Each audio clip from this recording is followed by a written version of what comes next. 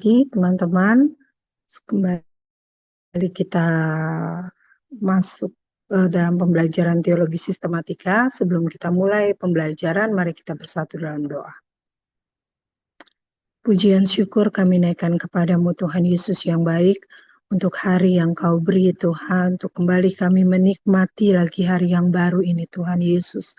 Kami bersyukur dan bersyukur untuk penyertaan-Mu, hingga kami boleh terus menikmati berkat-berkat-Mu, anugerah-Mu, kasih setia-Mu Tuhan, buat kehidupan kami. Kami bersyukur dan bersyukur ya Tuhan.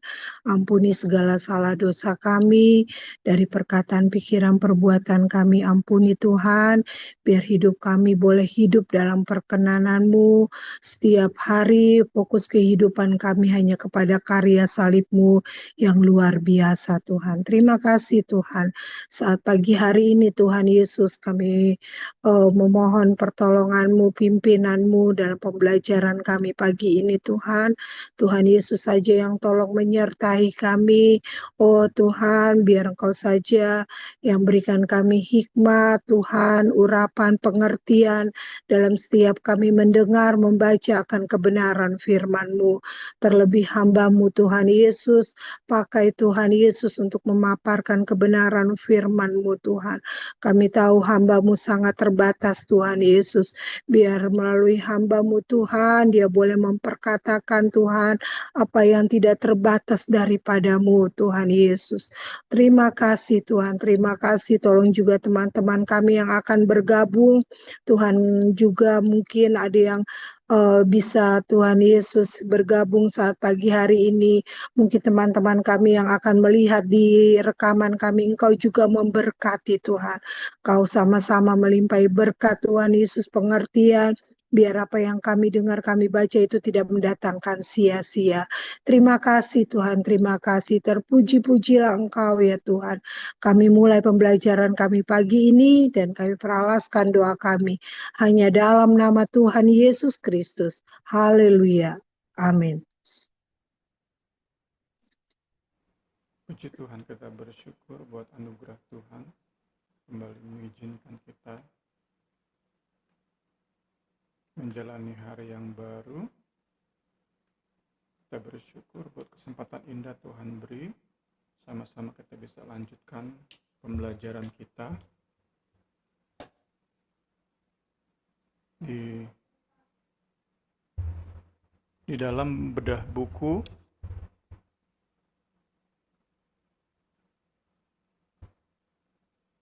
dalam teologi sistematika. Kita masuki bagian ke-7 dari doktrin gereja. Puji Tuhan. Pagi hari ini kita mau melihat hubungan antara gereja dan negara. Hubungan antara gereja dan negara.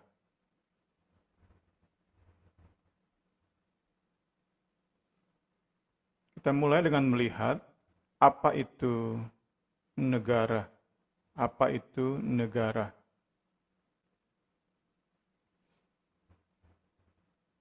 Menurut surat Roma, negara adalah hamba Allah untuk membalaskan murkanya atas mereka yang berbuat jahat. Pada negara pemerintahan, Allah percayakan hak untuk menyandang pedang, yaitu penggunaan kekerasan. Pedang menunjuk kepada penggunaan kekerasan, penggunaan senjata-senjata jasmani, senjata-senjata fisik untuk menjalankan tujuannya.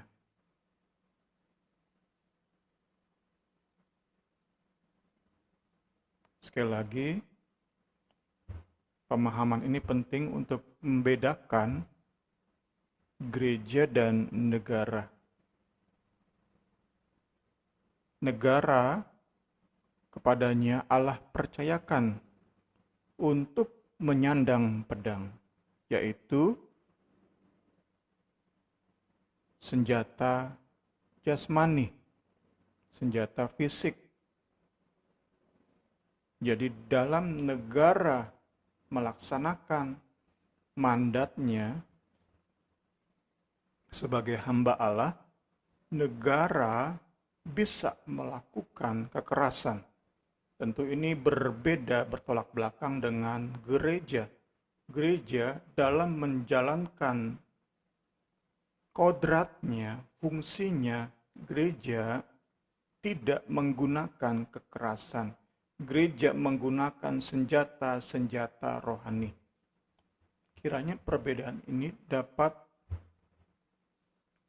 menjadi bagian pemahaman mendasar kita di bagian awal, sehingga saat kita lanjut beberapa poin yang akan kita bahas pagi hari ini, kita dapat lebih lagi memahami. Tuhan Yesus tolong dan tolong kita semua. Karena pemerintah adalah hamba Allah untuk kebaikanmu. Jika engkau berbuat jahat, takutlah akan Dia. Karena tidak percuma pemerintah negara menyandang pedang. Pemerintah adalah hamba Allah untuk membalaskan murka Allah atas mereka yang berbuat jahat. Kemudian dalam buku Pendeta Muriwali dituliskan bahwa negara merupakan sebuah institusi yang keberadaannya diniscayakan oleh kejatuhan manusia dalam dosa. Atau dengan kata lain, kehadiran pemerintahan negara itu mau nggak mau sejak dosa hadir di hidup manusia. Melalui institusi ini, ada manusia di atas kita, dipercayakan Allah untuk menyandang pedang, sehingga saat kita salah, maka manusia di atas kita ini punya hak untuk menjatuhkan hukuman fisik, jasmani atas kita. Inilah akibat dosa. Inilah yang terjadi setelah dosa hadir. Sebuah kondisi yang tentu kita yakini nggak perlu terjadi jika dosa tidak hadir di dunia ini. Abraham Kuyper meyakini bahwa jika dosa tidak hadir, maka nggak ada pula pejabat pemerintah atau tatanan negara. Yang baru saja kita lihat entah bisanya presiden, wakil presiden, menteri-menteri yang ada. Jika dosa tidak hadir,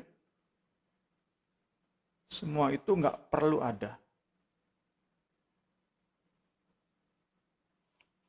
Abraham Kuyper meyakini bahwa kehidupan politis umat manusia, peradaban umat manusia itu akan berkembang dari kehidupan keluarga. Seorang ayah menaungi istri, anak-anak. Ayah ini benar-benar takut, taat, cinta sama Sang Pencipta. Dari situlah peradaban. Nggak perlu ditakut-takuti oleh hukum. Itulah gambaran dari teokrasi. Sebuah negara yang dipimpin oleh Yesus Kristus sendiri sebagai Raja. Semua warganya penuh cinta kasih kepada Yesus Kristus sehingga taat sepenuhnya. Dengan penuh cinta, dengan sukarela, dengan senang hati. Itulah gambaran apa yang akan terjadi pada saat Yesus datang kedua kali sebagai Raja segala raja. Sebelum sampai kepada keadaan itu, negara perlu hadir. Negara mau nggak mau ada di bumi ini. Karena peran ayah jauh dari kata maksimal. Nggak heran, istri terlebih anak-anak yang bertumbuh memberontak, berbuat semakin hari semakin jahat. Itulah isi dunia ini. Tanpa hamba Allah, dalam hal ini negara, entah apa yang terjadi di dunia ini jika nggak ada pemeliharaan Allah lewat kehadiran negara. Tentu dalam konteks lebih luas, kita percaya oleh providensia, pemeliharaan Allah, maka manusia itu nggak sampai tahap di mana manusia saling meledakkan nuklir misalnya.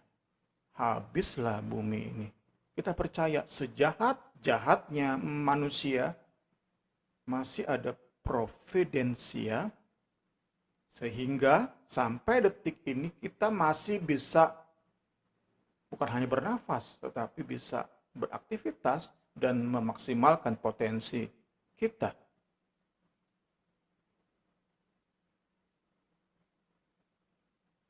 Kira-kira kita dapat gambarannya. Di awal, dosa hadir, keluarga udah nggak mungkin jalankan fungsinya. Sekali lagi, keluarga udah nggak mungkin jalankan fungsinya secara maksimal, secara sempurna. Ayah penuh dengan dosa, ibu penuh dengan dosa. Anak-anak dibesarkan dalam pengaruh dosa ayah dan ibu. Makin hari makin jahat. Tetapi bersyukur ada pemerintah. Ada, kalau kita mau lihat lebih luas, ada polisi dunia. Seperti dalam hal ini Amerika Serikat. Sehingga ada keseimbangan. Gambaran sederhananya seperti itu. Kalau nggak ada providensia Allah, udah lama saling meledakkan nuklir, udah habis bumi ini. Tetapi oleh providensia Allah, kita masih bisa nikmati hidup ini. Mari kita lihat negara dalam pemahaman itu. Terlebih kita, bangsa Indonesia yang tinggal di sebuah negara yang menjamin kebebasan beragama. Yang tetap dalam segala kekurangannya berusaha mesejahterakan masyarakat. Kita bersyukur tinggal di negara yang seperti ini. Kita bisa lebih legowo untuk taat. Karena itu termasuk nanti kita lihat tanggung jawab kita terhadap negara. Kita lihat lebih lanjut. Tanpa kehadiran dosa, manusia di dalam perkembangan peradabannya, dalam keinginan manusia menggunakan teknologi, dalam keinginan manusia untuk mengembangkan teknologi, dalam perkembangan peradabannya, melalui institusi keluarga, akan tunduk dengan sukarela kepada Tuhan pencipta dan pemelihara semesta. Inilah teokrasi, di mana Tuhan Yesus saja yang menjadi raja. Namun pada kenyataannya dalam dunia yang tercemar oleh dosa, manusia selalu berusaha menguasai, mengeksploitasi, dan memperalat sesamanya. Hal ini tergambar dalam hukuman Allah atas Hawa oleh karena hadirnya dosa. Firman-Nya kepada perempuan itu, susah payahmu waktu mengandung akan kubuat sangat banyak. Dengan kesakitan engkau akan melahirkan anakmu. namun engkau akan birahi pada suamimu dan ia akan berkuasa atasmu. Inilah bentuk, salah satu bentuk hukuman. Sebelum dosa hadir, Hawa itu hadir sebagai penolong bagi Adam. Setelah dosa hadir, Adam mewakili kaum lebih kuat, dicenderungkan untuk berkuasa, untuk memanfaatkan, memperalat Hawa, mewakili kaum lebih lemah. Inilah yang terjadi. Inilah yang terjadi.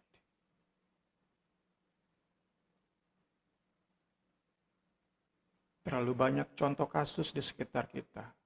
Saat kita nonton film, kita pun melihat begitu banyak contoh di mana yang berkuasa mengeksploitasi, memperalat, menyalahgunakan, abuse orang-orang yang lemah.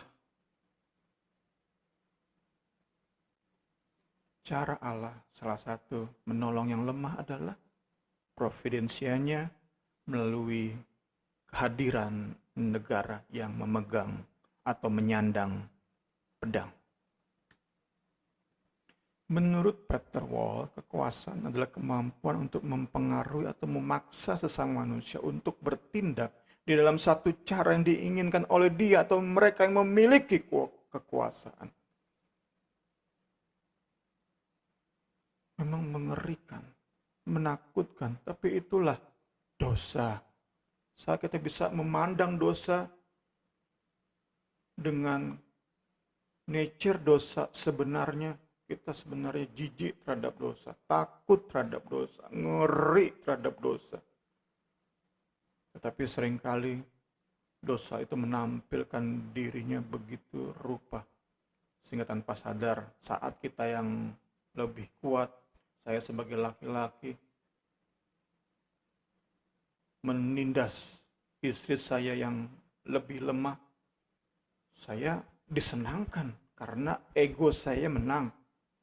Tapi itulah dosa. Itulah dosa.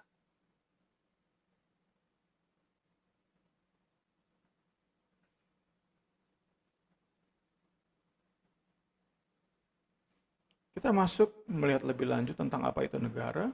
3 sistem pemerintahan yang kita kenal. Pertama, monarki dipimpin oleh seorang raja tunggal atau seorang diktator. Kalau raja yang mencintai rakyat, itu luar biasa. Itu idealnya. Tetapi apakah ada yang seideal Yesus Kristus saat ia memerintah? Pastinya nggak ada. Sebaik apapun seorang raja di bumi ini, pasti ada salahnya. Pasti ada keinginan, tindakan yang bersumber dari egoismenya. Kedua, aristokrasi dipimpin oleh sekelompok orang pilihan, orang unggul. Ketiga, demokrasi dipimpin oleh rakyat melalui para wakil rakyat yang dipilih oleh rakyat. Aristoteles berpendapat bahwa semua sistem ini memiliki kelemahan. Monarki itu cenderung kepada tirani, menindas, bertindak sewenang-wenang sesuai dengan keinginan si raja yang memerintah atau sesuai dengan keinginan seorang presiden diktator.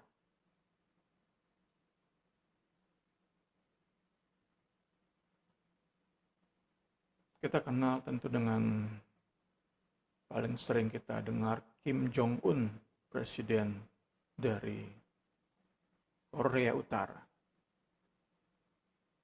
Udah masuk ke tahap tirani oleh kekuasaan satu orang, seluruh negara tunduk,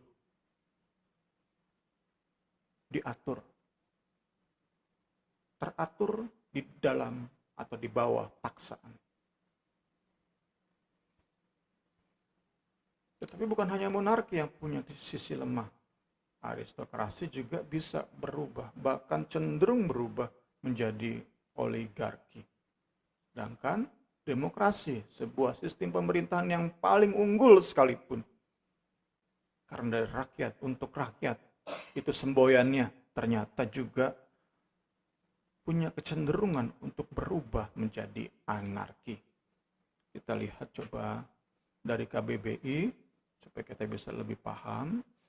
Oligarki adalah sistem yang dikendalikan oleh segelintir orang yang berkuasa dari golongan tertentu.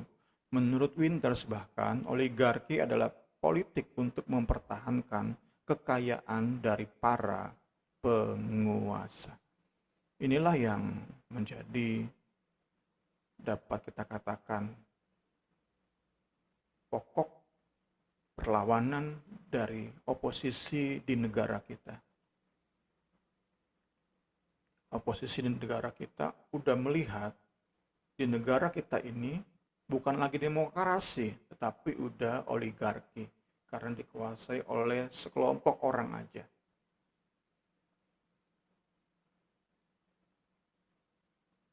Dan isinya atau kebijakan-kebijakan yang mereka keluarkan menguntungkan mereka saja untuk mempertahankan kekayaan mereka dan golongan mereka. Sedangkan anarki adalah tidak adanya pemerintahan, undang-undang, peraturan, ketertiban. Anarki juga memiliki arti kekacauan dalam sebuah negara. Ya, tadi demokrasi itu dari rakyat untuk rakyat. Ini punya kecenderungan untuk kacau saat kepercayaan rakyat pada wakil rakyat hilang, ya cenderung untuk kacau sebuah negara. Inilah gambaran dari bagaimanapun pemerintahan diatur ternyata nggak bisa dilepaskan dari keberdosaan manusia. Kenyataan bahwa setiap sistem pemerintahan punya titik lemah. Itu kiranya menyadarkan kita bahwa keberadaan negara nggak bisa dipisahkan dari keberdosaan manusia. Jadi meski kitab Roma katakan negara adalah hamba Allah, namun yang berada di bawah institusi ini, yang bernaung di bawah institusi negara, itu adalah manusia berdosa. Itu yang perlu kita juga pahami. Tadi kita sudah awali dengan menegaskan bahwa gereja dan negara itu berbeda dalam hal menyandang pedang. Gereja pedang rohani, negara pedang jasmani. Kemudian kita lihat, saat kita lihat tentang negara, maka negara itu meski dikatakan hamba Allah, tetap negara itu diisi oleh orang-orang yang pada kenyataannya tidak mengenal Tuhan. Banyak. Kita kiranya mengerti bagian-bagian ini. Tuhan Yesus tolong kita semua. Tolong kita semua. Puji Tuhan. Yang kita nantikan adalah kedatangan Yesus kembali untuk memerintah sebagai Raja yang sempurna, Raja yang kekal, Raja yang kudus. Itu yang kita nantikan. Kita nggak berharap mendapati negara yang sempurna sebelum kedatangannya kedua kali. Kita masuk kepada hubungan gereja dan negara. Gereja adalah kumpulan orang yang telah dipanggil Allah untuk keluar dari dosa, dari dunia, dari permusuhan dengannya. Dipanggil Allah ke dalam persekutuan iman untuk melayani Dia.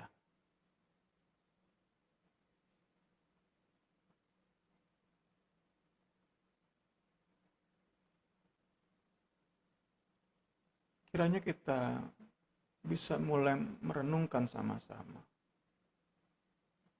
mulai menganalisa.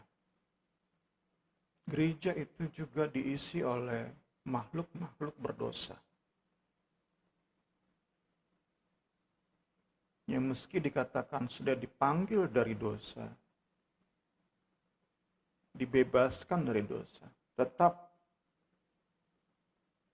gereja, orang-orang yang bernaung di bawah institusi gereja adalah orang-orang berdosa. Jadi serupa dengan negara sebenarnya. Meski kita katakan yang mendominasi negara adalah orang-orang yang tidak mengenal Allah, sedangkan isi gereja adalah orang-orang yang mengenal Allah. Namun sama, isinya adalah manusia berdosa. Karena itu bagaimana kita memahami kebenaran Alkitab, apa yang Alkitab ajarkan tentang hubungan gereja dan negara itu penting banget. Sehingga kita nggak menjadi bodoh,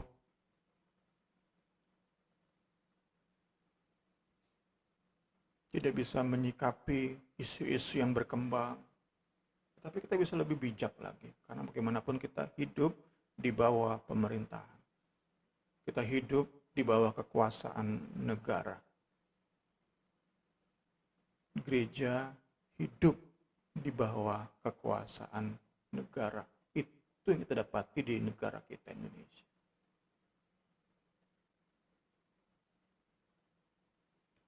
Tuhan Yesus tolong kita.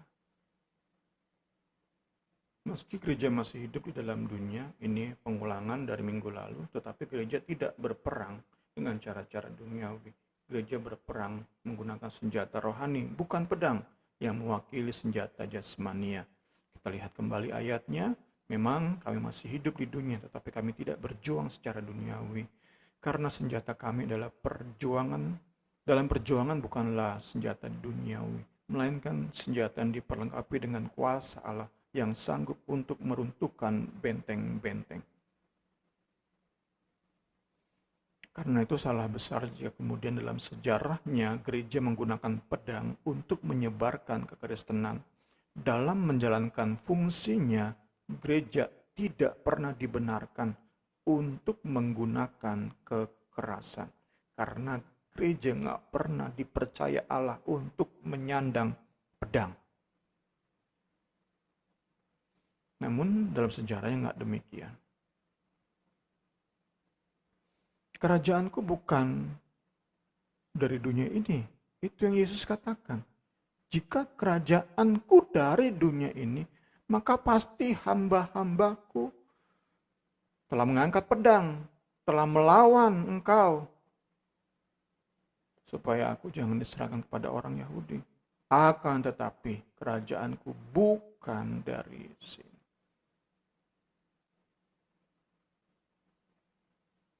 Kita dapatkan sebuah, kalau kita bisa katakan paradoks. Negara itu, pemerintahan itu hamba Allah.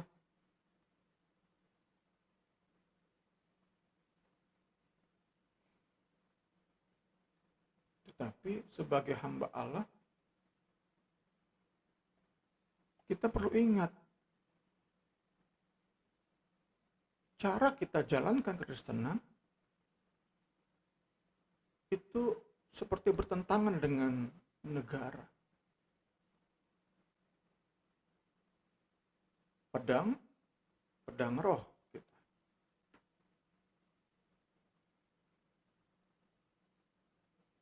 Saat kita nggak sadari pemahaman ini, maka kita akan mengulang sejarah gereja. Sebelum reformasi, negara dan gereja di Eropa itu memiliki hubungan erat tak terpisahkan. Saat itu gereja sangat berkuasa, membuat seluruh raja di Eropa takluk kepada paus. Gereja pun diperlengkapi senjata jasmani untuk menghukum siapa saja yang membangkang.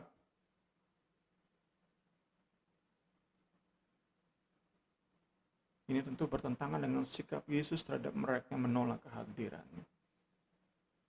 Mereka itu pergi lalu masuk ke sebuah desa orang Samaria untuk mempersiapkan segala sesuatu bagi Yesus. Murid-murid masuk ke desa Samaria untuk mempersiapkan segala sesuatu bagi Yesus. Tetapi orang-orang Samaria itu tidak mau terima Yesus.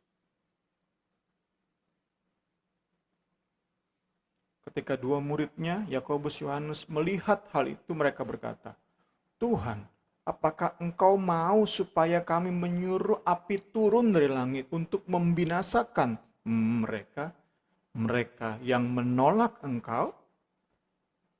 Akan tetapi Yesus berpaling dan menegur mereka. Tidak ada penggunaan kekerasan untuk membawa seseorang kepada iman.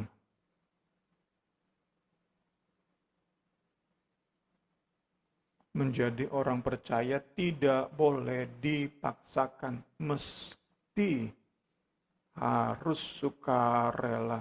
Jika dipaksakan,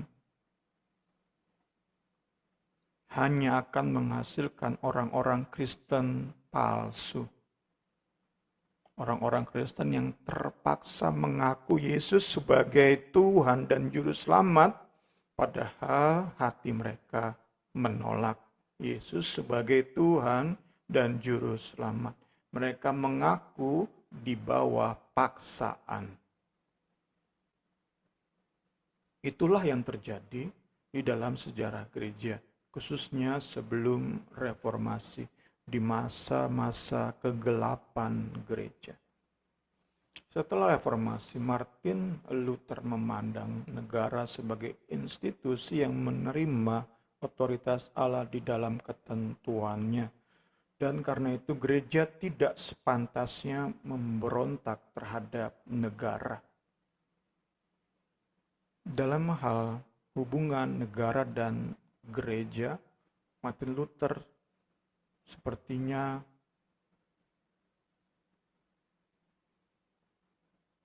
mengajarkan sesuatu yang benar-benar bertolak belakang dengan pengajaran Katolik Roma saat itu. Benar-benar bertolak belakang.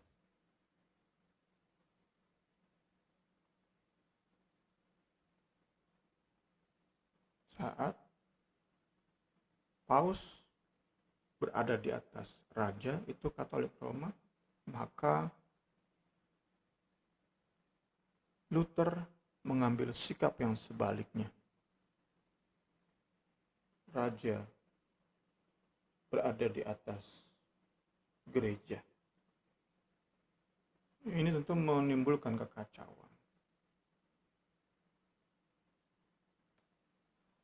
Paul Tillich menyatakan bahwa doktrin Luther ini sulit untuk dibahas lebih lanjut. Karena apa?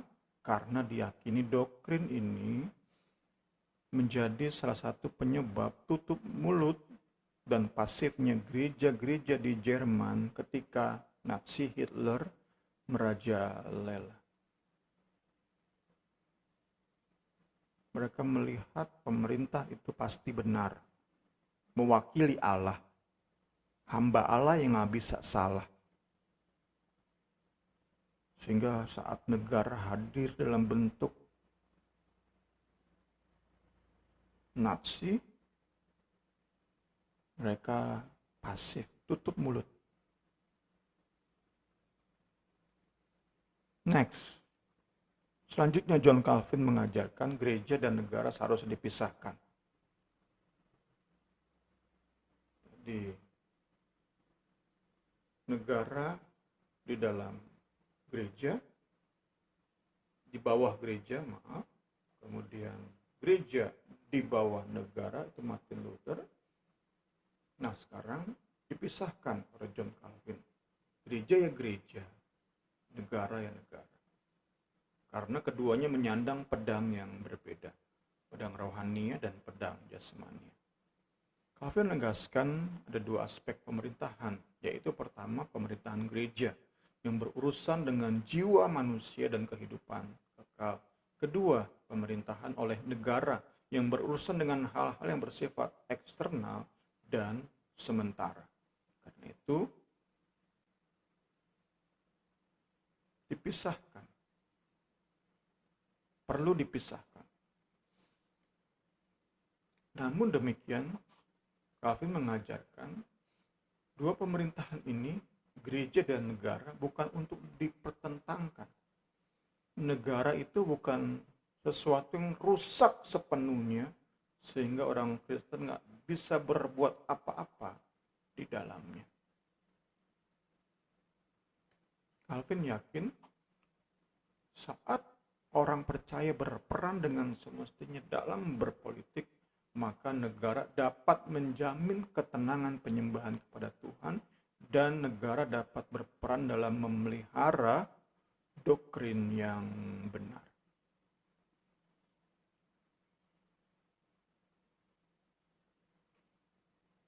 Kalau saya amati, kemudian coba kait-kaitan dengan apa yang pernah saya belajar, maka saya melihat apa yang Calvin ajarkan ini mirip dengan pola Katolik Roma saat sebelum reformasi. Mengapa demikian? Karena dalam peran negara yang kemudian memelihara doktrin yang benar, maka negara yang menyandang pedang itu punya otoritas untuk menjatuhkan hukuman fisik jasmani terhadap rasul palsu, nabi palsu, terhadap para pengajar ajaran palsu. Jadi kalau coba kita bandingkan saat sebelum reformasi, gereja Roma memaksa semua orang di bawah kekuasaannya untuk menjadi Kristen, maka oleh pengaruh Calvin, gereja di Swiss, pengaruh mereka membuat negara Swiss menghukum pengajar sesat dengan berbagai macam hukuman, sampai hukuman mati. Negara di Swiss memaksa orang untuk percaya pada doktrin yang benar.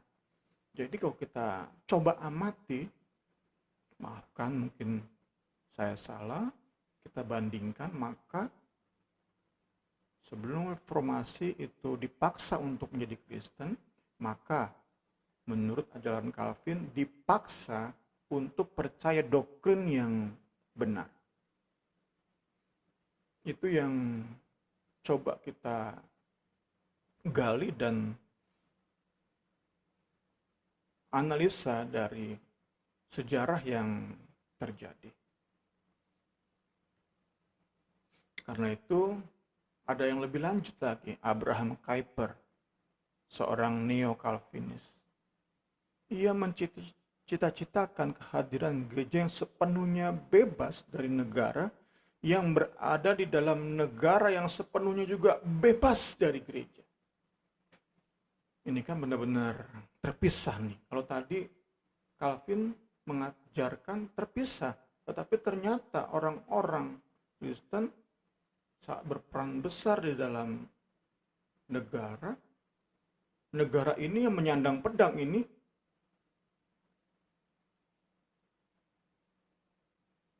terpengaruh luar biasa oleh gereja, sehingga saat mendapati pengajaran yang salah langsung mengadakan pemeriksaan, intimidasi, bahkan kekerasan. Abraham Kuyper ingin benar-benar bebas.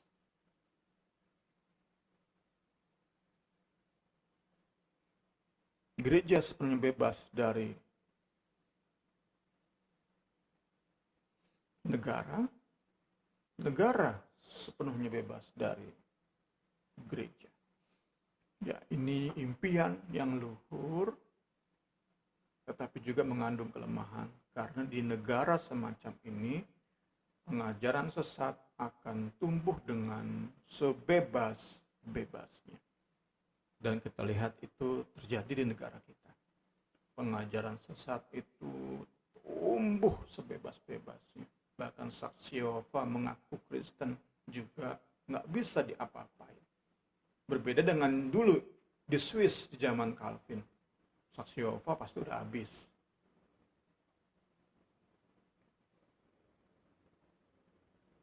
Kembali kita lihat sisi lemah.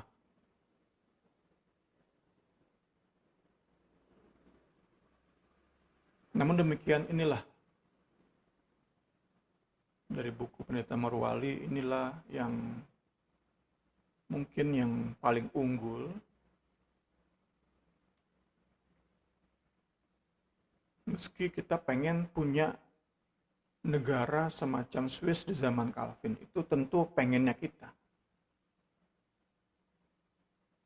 Tetapi sangat akan mudah di dalamnya terjadi kekerasan yang mengerikan.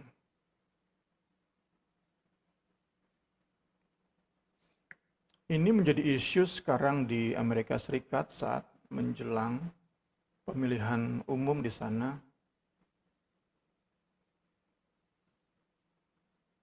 Pendukung Donald Trump, para Kristen konservatif menginginkan kembali apa yang ada di Swiss.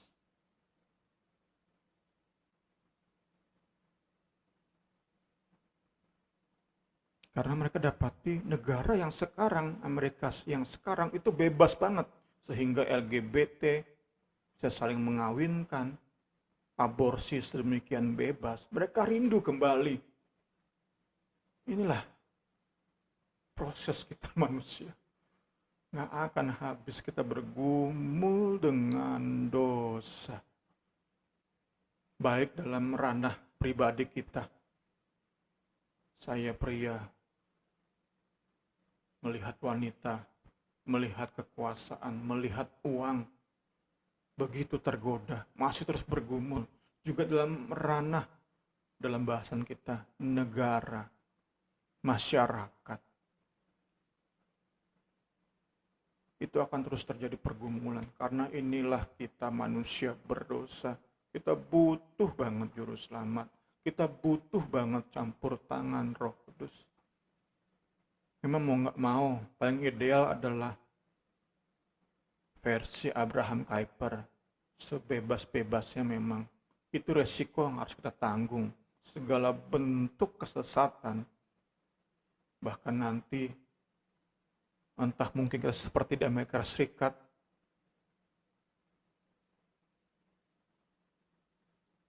kebijakan-kebijakan pemerintah, aturan-aturan pemerintah, undang-undang pemerintah itu mendukung banget LGBT.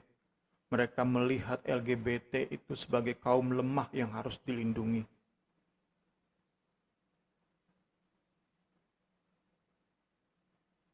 Ya itu yang merupakan resiko. Kalau saya pribadi melihat versi Abraham Kuyper itu paling ideal, yang perlu disikapi dengan gereja sebagai cara Allah mendidik kita mengandalkan Dia sepenuhnya. Sehingga dimulai dari keluarga kita. Kita bergantung benar pada Roh Kudus supaya hukum Kristus ada di hati anak-anak kita. Karena kita nggak bisa mengharapkan negara. Kita nggak bisa mengharapkan hal-hal lain.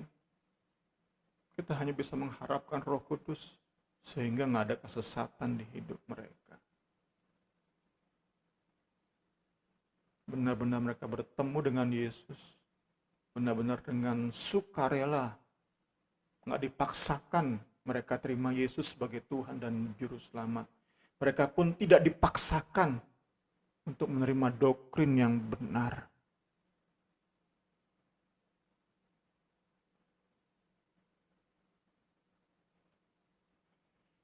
Kita akhiri dengan melihat sikap orang percaya terhadap gereja. Takluk dan taat, itu yang pertama.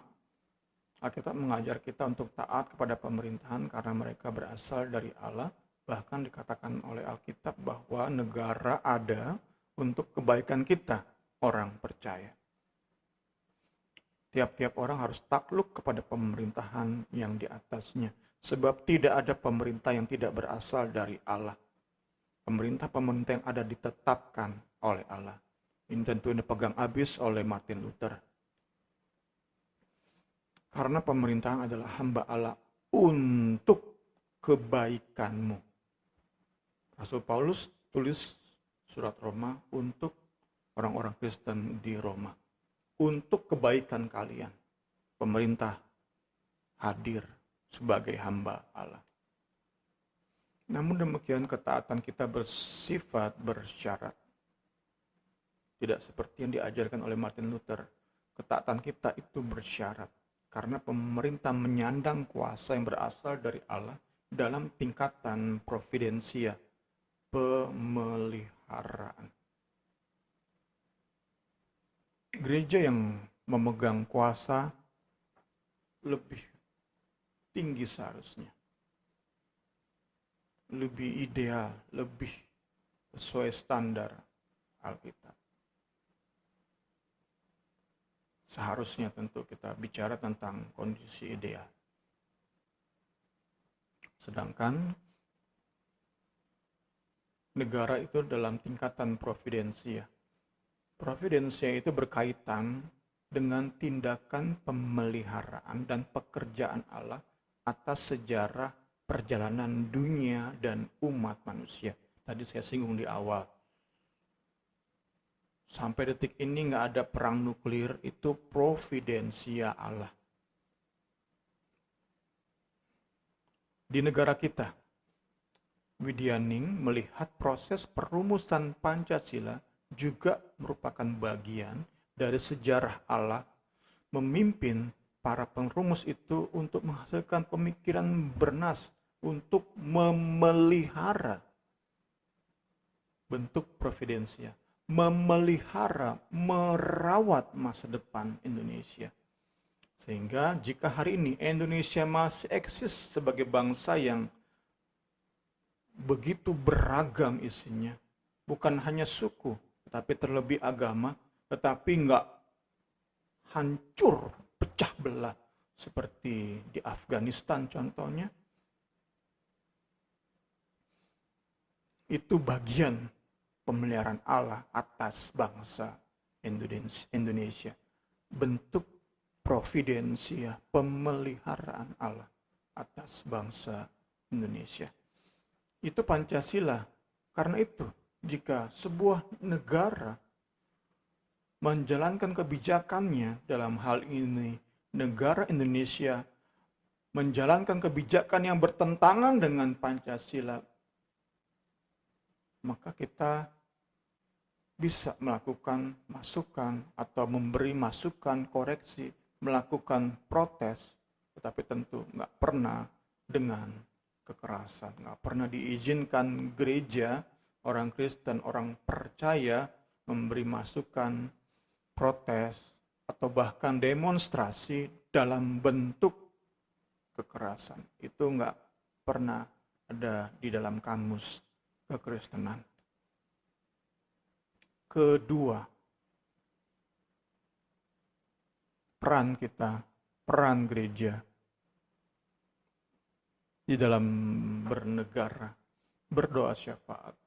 Pertama-tama aku menasehatkan, naikkanlah permohonan doa syafaat dan ucapan syukur untuk semua orang, untuk raja-raja, untuk semua pembesar. Ini menunjuk kepada pemerintahan.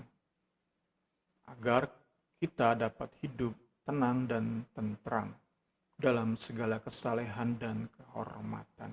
Kita perlu berdoa untuk raja-raja, untuk presiden, untuk pemegang kekuasaan, untuk pembesar, untuk menteri-menteri, gubernur, bupati, wali kota, bahkan sampai ke tingkat terbawah RT, RW. Kita perlu doakan mereka. Kita berdoa bagi negara agar kita dapat hidup tenang dan tentram. Dengan demikian gereja memperoleh kesempatan luas untuk membagikan Injil di dalam tentunya hikmat dan pimpinan Tuhan. Tanpa hikmat pimpinan Tuhan, ada banyak kali penginjilan yang dilakukan justru bersifat kontraproduktif. Kita perlu hikmat pimpinan Tuhan supaya di negara yang tenang dan aman ini kita bisa secara persuasif membuat orang-orang percaya pada Kristus dengan senang hati, dengan sukarela. Terus saya singgung, ada banyak orang Kristen menggunakan cara-cara yang gak alkitabiah. Contohnya diiming-imingi dengan kekayaan, dibagikan sembako, dibagikan uang supaya orang percaya kepada Kristus. Hasilnya tentu kontraproduktif. Ada isu kristenisasi di situ yang dimunculkan oleh anti Kristen. Caranya kita sih yang salah. Cara-cara orang Kristen sih yang salah. Kita nggak mau hal itu terulang terus. Hikmat, pimpinan Tuhan dengan cara-cara yang jitu. Kita membuat orang menjadi percaya bukan karena iming-iming. Apalagi tentu dengan paksaan. Seorang bos memaksa anak buahnya jadi Kristen. Tentu kacau hasilnya.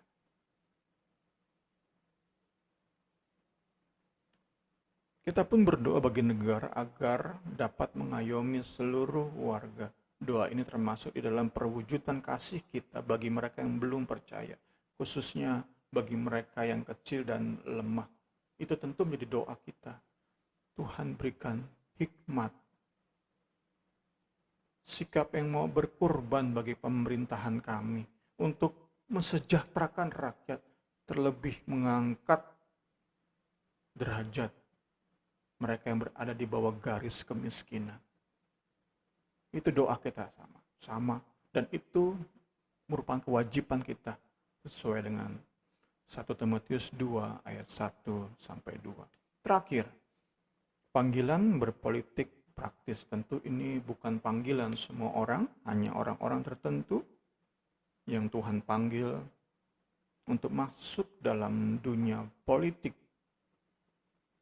Tentu kita terus belajar. Ada orang-orang yang memaksakan diri untuk melayani tanpa panggilan. Itu sebuah fakta yang gak terhindarkan yang kita bisa saksikan di dalam banyak gereja, di dalam gereja kita, persekutuan kita. Fenomena yang sama juga terjadi di dalam pemerintahan. Ada orang-orang mengaku Kristen, merasa diri Kristen, merasa diri terpanggil jadi politisi, padahal sebenarnya enggak. Sehingga saat masuk dalam pemerintahan, no efek, enggak ada dampak dari kehadirannya. Karena memang nggak dipanggil oleh Kristus untuk menjadi politisi. Kristus mau setiap pengikutnya menjadi garam dan terang dunia. Kita perlu mendorong setiap orang Kristen yang baik, berdoktrin benar, saleh dan terpanggil untuk masuk ke dalam dunia politik yang gelap. Sehingga dengan kehadiran mereka, terang Kristus dapat dihadirkan dan memberi dampak seefektif mungkin. Agar melalui kehadiran pengikut Kristus yang saleh, berdoktrin benar, memenuhi panggilan ilahi, Kristus pada akhirnya mengklaim, ini milikku atas seluruh aspek hidup manusia, termasuk di kehidupan bernegara. Kiranya pembelajaran kita semua pada pagi hari ini memberkati kita semua. Saya kembalikan kepada Ibu Rini.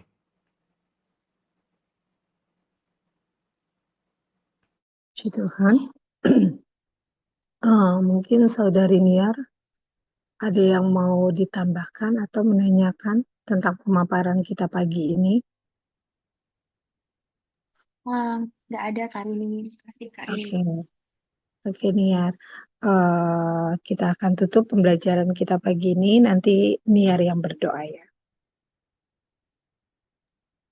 Oke Kak Rini, mari kita berdoa. Tuhan Yesus, kami berterima kasih ya Bapa untuk pelajaran yang boleh kami terima pada pagi hari ini ya Bapa. Ya Tuhan Kami sungguh Yesus. bersyukur ya Bapa, Engkau adalah Raja, segala Raja, Engkau adalah kepala dari gereja kami, tetapi Engkau juga adalah Raja yang menguasai bumi ini ya Tuhan Yesus, menguasai segala bangsa ya Bapa. Terima kasih ya Tuhan untuk segala hal, apapun yang telah Kau atur, segala providensial Tuhan, sehingga kami boleh, ya Tuhan Yesus, apapun yang terjadi dalam setiap pekerjaan saudara kami ya Tuhan, kami boleh terus aman dalam tangan-Mu ya Bapa. Tuhan ajarkan kami Bapa, anak-anak-Mu, untuk tidak hanya bertekun melayani Tuhan gereja-Mu, tapi kami juga boleh bermanfaat untuk negara yang telah Engkau berikan kepada kami ya Bapa. Tuhan yang tolong kami boleh menjadi anak yang patuh Tuhan, menghormati pemerintah kami ya Tuhan Yesus. Kami boleh terus mendukung pekerjaan Tuhan melalui kepemimpinan Tuhan Yesus. Kami boleh terus Tuhan bertekun dalam doa juga Tuhan Yesus, agar terus Tuhan Kau limpahkan Tuhan karunia-Mu bagi saudara kami ya Bapa. Terima kasih Tuhan Yesus, terima kasih atas pengampunan-Mu ya Bapa. Terima kasih untuk segala hal yang telah Tuhan lakukan, sehingga Tuhan boleh membentuk negara Tuhan, supaya kami boleh hidup lebih aman, boleh hidup lebih damai ya Tuhan satu sama lain. Terima kasih Tuhan, terima kasih. Berkati Bung Semi Tuhan, lebih heran lagi memakai apa yang ia baca, apa yang ia terima Tuhan untuk memberkati kami semua ya Tuhan Yesus. Memperlengkapi hal-hal yang ia butuhkan Tuhan dalam melayani Engkau Tuhan, memberkati keluarganya juga Tuhan Yesus, lebih heran lagi. Terima kasih Tuhan. Tuhan saja yang mengumpulkan kami Tuhan dalam pelajaran-pelajaran kami dan ibadah kami selanjutnya. Tuhan yang tolong kami percaya Allah Roh Kudus yang memberikan kerinduan Tuhan bagi kami untuk belajar firman-Mu, kerinduan ya Tuhan Yesus untuk mengenal Engkau dan mengenal firman-Mu lebih lagi ya Bapa. Terima kasih ya Tuhan Yesus, terima kasih untuk hari ini. Doa kami sudah menerima berkat Tuhan, kami alaskan doa ini hanya dalam nama Tuhan Yesus Kristus. Haleluya. Amin. Amin.